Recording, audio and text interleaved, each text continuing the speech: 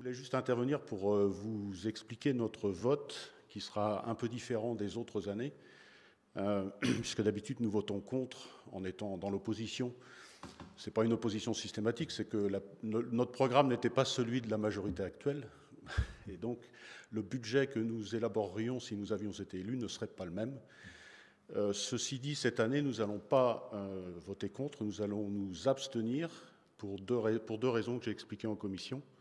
2 ou 3 raisons. La première, c'est le contexte économique international et le contexte de guerre en Europe aujourd'hui qui fait qu'une tension énorme sur les matières premières impacte l'ensemble des collectivités jusqu'aux particuliers, en particulier sur l'énergie. Que la réforme de M. Macron, qui est une fausse bonne idée de suppression de la taxe d'habitation, fait qu'aujourd'hui, les collectivités territoriales n'ont plus à leurs mains cette taxe d'habitation. Alors, on peut dire qu'elle a été compensée. En tous les cas, c'est ce que dit la majorité actuelle. Daniel l'a bien expliqué, sur des bases qui datent de 2019, qui ne sont plus révisées.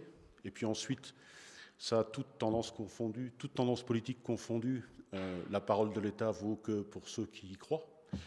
Hein, on verra dans 10 ans si elle sera toujours compensée, cette fameuse taxe d'habitation. Et puis, je dirais aussi que, puisque nous sommes dans le cadre des élections présidentielles, M. Macron veut nous renouveler le coup avec la CVAE.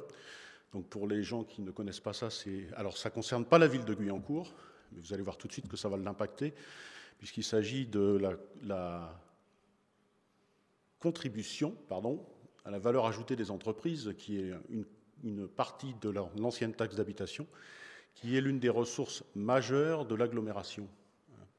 Donc il veut renouveler le coup l'année prochaine en la supprimant et en la compensant, et ainsi de suite. Voilà.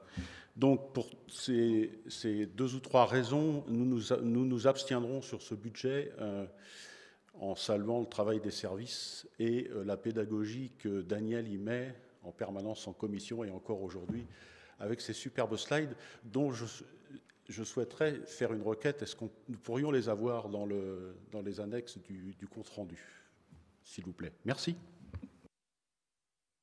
C'est très clair, Monsieur le Chancelier.